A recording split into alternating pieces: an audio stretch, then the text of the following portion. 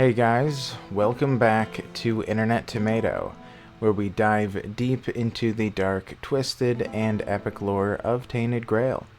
I shall be your guide to unraveling the mysteries of Avalon, and today we are continuing our lore series by going over the battle at the Gnarled Spire, Arthur's assault of Tuathan, and the final showdown. This video aims to provide a balanced introduction for new players and fans alike, ensuring everyone walks away with more knowledge. Keep in mind that the lore is still developing, as Tainted Grail has games planned for the future to supplement what we know, and things are somewhat subject to change. Also, if you wouldn't mind, please like and subscribe, or you might just get turned into a menhir. So, let's get into this. Last we left off, we went over the defense of Tainted Grail and the assault on the Weird Fort. Most of the Red Shields sacrificed themselves, saving the only human citadel, and the capital suffered heavy losses. Arthur finally revealed his true form before sending the executors off with the bulk of the army to taunt Tuathan. After succeeding, they went to the Gnarled Spire and watched the horde of Fort dwellers approach. In the Discord, which I'd love for you to join, I asked, given the end of the last lore video and what you know of Arthur, do you think Arthur will sacrifice the executors and the army to reach the Fort dweller capital? It appears that you are split. I honestly loved to see, as it shows just how uncertain the executors must have felt too. They were completely split, as they knew that to Arthur there was no sacrifice too great to save humanity, but they also knew him as a wise and compassionate king. As the ranks began to break, some fleeing into the Tangleroot woods, the executors stood their ground. It was their duty to follow their king's command to whatever end. They could not see the big picture as Arthur could. The executors felt as though they stumbled upon their responsibilities. They were no knights of renown and knew that without the sacrifices and selflessness Arthur showed, humanity would have been lost years ago. He was the once and future king, and they stood resolute, knowing if they were to die, they would die for a friend. Lancelot rode along the formed line, mustering their courage not to falter, making a grand speech. The four executors, proving their steadfastness to the troops, stepped through the ranks and stood at the front, preparing for the onslaught. Debalt, Nazar, Cowlin, and Duana unsheathed their weapons and prepared their spells, feeling the ground trembling from the thousands of giants charging at them. The Red Shields, who survived the last 4 years of the brutal campaign, stepped forward beside their captain, forming a shield wall. If Debalt were to die, they would die with him. Vision blurred as adrenaline took over. The enemy hits your lines like an iron wave. Even bereft of weirdness, Avalonian warriors are unbelievably strong. The first attack almost breaks your force, even though your men fight on a steep incline behind rocks and boulders. To make matters worse, you spot a bright point in the distance above the battle. A many-limbed, flickering apparition is watching from above Tuathan's walls. Even if you manage to survive the onslaught, how do you plan to win against the creature that killed Merlin and scared the Pale Lady? It's madness, Lancelot says, fighting his way to you. Where's Arthur? You feel as if you're drowning. It takes all your strength just to keep yourself from dying in the relentless onslaught of enemy warriors. You're about to give up when, far beyond the battle, on the other side of the basin, you notice a third army approaching. The pressure from the Avalonians lets up as they notice this new enemy too. Their flank wheels to face this new threat. "The banner of Pendragons," Lancelot shouts. "It's Arthur!" However, Arthur's army does not charge into the basin. Instead, the Pale Lady steps forward. The Avalonians stop their attack, turning to her with almost palpable hatred, while she extends her hands towards the spire. Suddenly, the spire begins to turn, the sound of Weirdstone ripping apart by forces beyond imagination fills the air. Like a giant dagger aimed at the heart of the island, the enormous structure begins to descend, inch by inch. The next thing you know, columns of water shoot up around the spire, an entire underground ocean pushed to the surface. Avalonians begin to scatter. Doomwings shriek in terror. A boiling, muddy flood quickly engulfs those closest to the spire. "Don't let them escape. Keep them in the basin," Lancelot shouts, spotting the opportunity. Your soldiers quickly push against the confused Avalonians and spread along the edge of the basin. On the other side, Arthur's forces prepare to do the same. The Avalonians try to fight both you and the flood, but without weirdness to shape, they are just towering hulks in heavy armor. As the basin's slopes become wet, they slide down in the mud, helpless like children.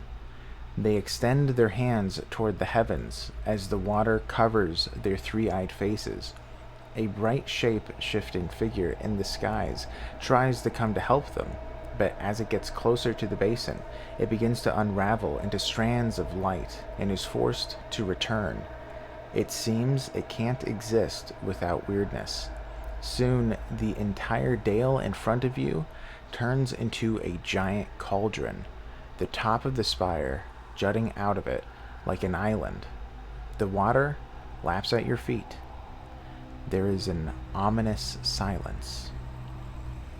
The two human armies cut down most of the stragglers, but some managed to slip past, escaping to Tuathan. The Executor's losses were severe, but they were so close to the end. Before they had a chance to bury the dead, Arthur met with the Executors. Though the day was nearly over, the king didn't let the soldiers rest. Tomorrow, they would do a forced march to Tuathan. Covered head to toe in alien blood, the Executors could merely nod. They had been certain this would be their final battle, but they miraculously survived. They lost many good soldiers, and the fact that so few would get a burial before the Carians would feed on them felt like a crime. As they stared blankly at the aftermath, the Executors saw the Pale Lady. She stood at the edge of the newly formed lake, looking into the water. She appeared even paler in her anguish. Her eyes were dead and void. The Executors approached her and stammered out a thank you for saving their lives and their troops. Unblinking, she responded, "Yes, precious human lives," she says quietly. "All I had to give for them was everything." Little did the Executors know that for a non-Avalonian to find Avalon, they must be called by an Avalonian. She called Arthur to the Avalonian shores, and she bore the guilt of the extermination of countless members of her race. The Executors let her be, and while the few survivors rested or participated in half-hearted celebrations, the commanders went to sleep. They had a restless night, plagued by nightmares and ghostly apparitions. Suddenly, A shadow that they mistook for a phantom sprang from the dark. An assassin tried to kill the executors in their sleep. As they fought the man off, Lancelot came running to their aid. Soon they realized all the commanders' tents were being attacked. The time of civil war had finally come, and the traitors who worked in the shadows decided now was the time to strike. The executors and Lancelot were shocked to see that almost half the commanders had joined the rebellion or were already slain. In the distance, they saw the pale lady watching in horror, shrieking from grief, anger, frustration, and sadness. She had sacrificed everything to just see the very lives she saved slaughter each other, and she ran away in tears. Not knowing who was friend or foe, the executors rushed to Arthur's tent amid the chaos. Screams rang out from the king's tent, and then a giant figure emerged. Arthur was without his armor, and all could see how inhuman his form had become. His loyalists were too stunned to aid as he pummeled the assassins who clung to him like leeches as they stabbed into his flesh. The onlookers were perturbed. All Arthur's knights at the camp remained loyal and took no casualties, but the commanders took the heaviest losses. The army's officers were all but gone, as many decided to join the rebels and were met with the blade. They soon learned that most of the nobility in Tintagel had staged the coup, and many settlements joined. They believed that Arthur wasn't himself and that he had become reckless.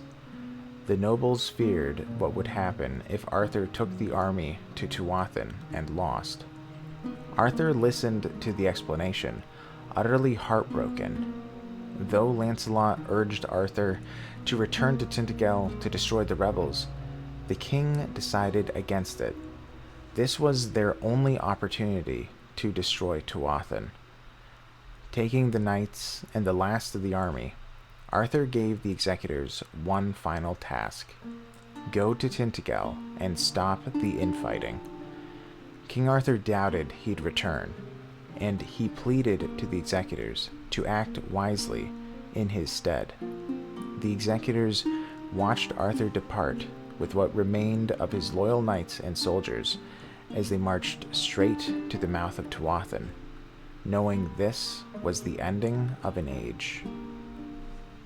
The executors were left to their own devices and had to decide how to proceed.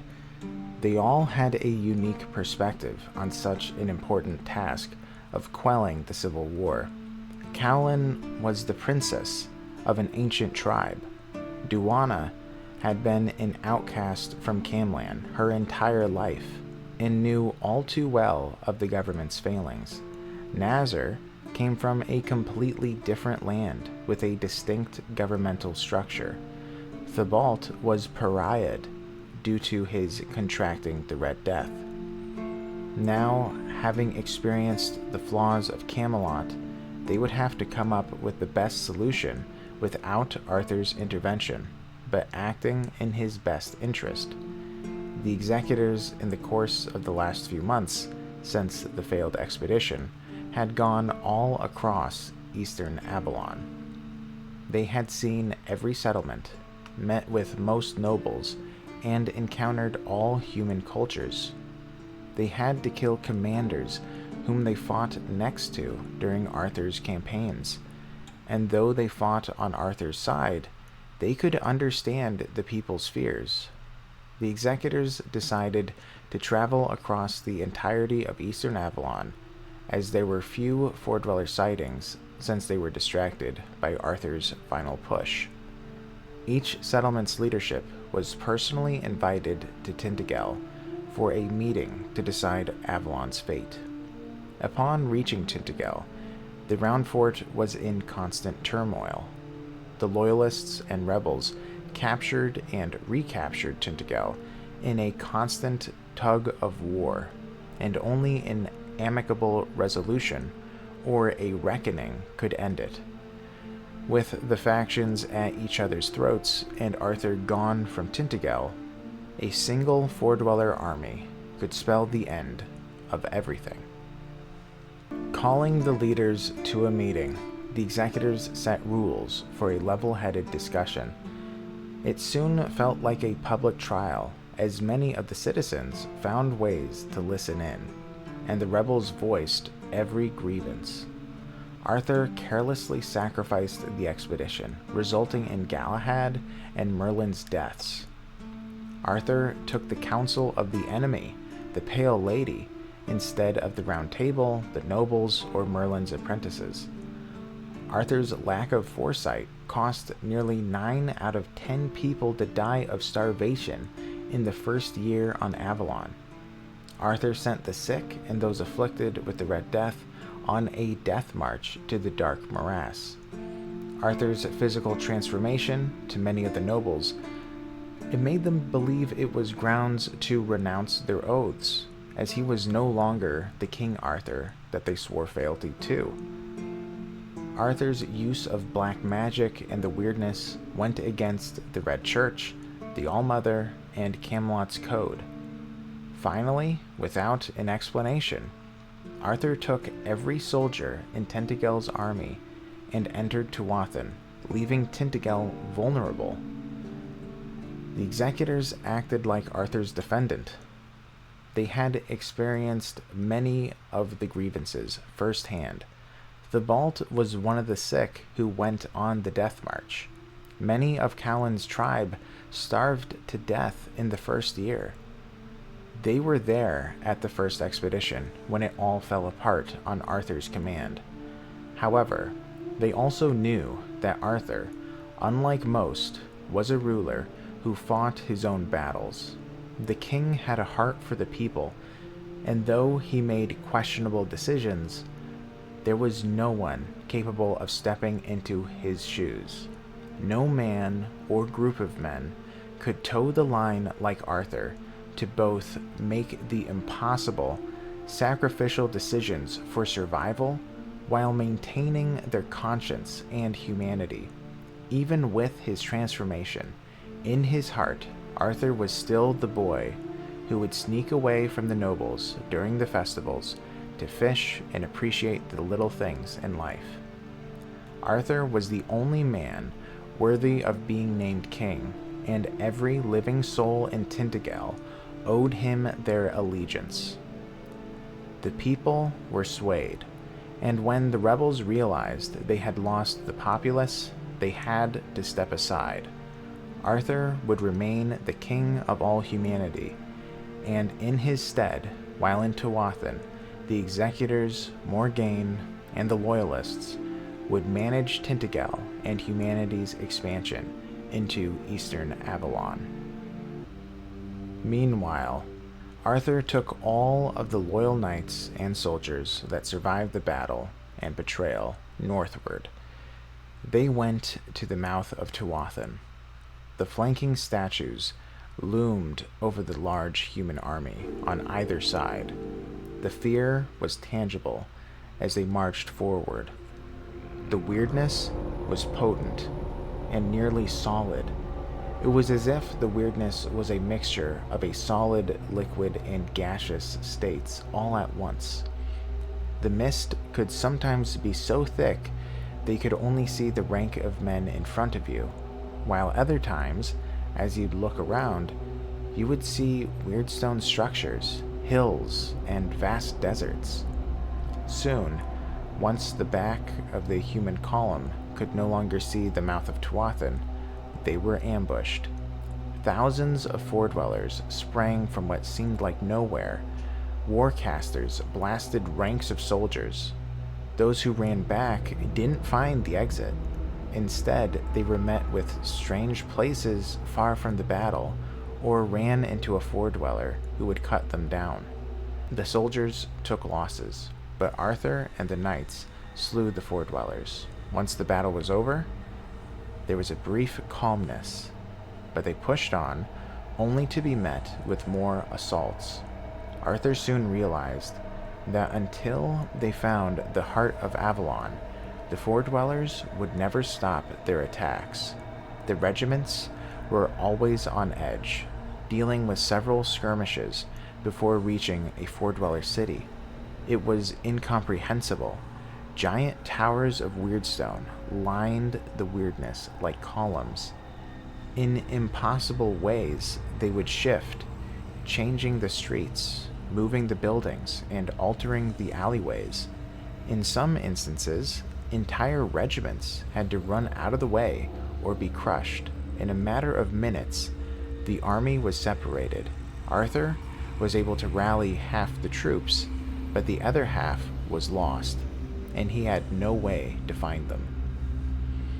They were on their own, and Arthur pushed forward, now in a tight formation to keep the soldiers together. Half of his knights got lost in the split, and he begrudgingly walked on. Once beyond the Four Dweller city, and having marched with constant assaults on all sides for hours on end, the weirdness changed. Now it was so thick that the ground was no longer solid. As they walked, flesh, sinew, and bone formed beneath their feet to step on. The weirdness started to flicker, in and out of an ethereal state. Arthur knew this was the heart of Avalon. As he searched for the center point, a light flared at the corner of his eye. The Everdweller had come. Some soldiers scattered, while others held their ground. The last Four Dweller army surrounded the human soldiers, and the Everdweller was at their helm. In a grand duel, Arthur consumed the weirdness and took the Everdweller head on. In their wake, the Four Dweller and human armies were nearly destroyed by the fallout of their strikes. Realizing staying would mean death, they all fled the heart, Four Dweller and human alike. Only Arthur and the Everdweller remained at the heart of Tuathan. This would be the final meeting. Arthur gripped Excalibur, the Witchblade, its make consuming the wielder's blood to empower the sword. The once and future king's blood dripped steadily upon the biological ground. Arthur would give his all to the last drop. He charged the godlike entity, and they were locked in a duel of power, will, and fate. I hate to end it there, but I hope you can forgive me. I wanted to complete the Age of Legends today, however, there is still a fair bit to get through. In the next one, I promise we will see the conclusion to the Age of Legends. But for now, please like, subscribe, become a member on Patreon if you want to support the channel, and join our Discord for random polls and Tainted Grail chats. Thank you so much for watching. I hope you guys have a great day, and I'll be seeing you guys in the next one. So yeah, see you later. Bye-bye.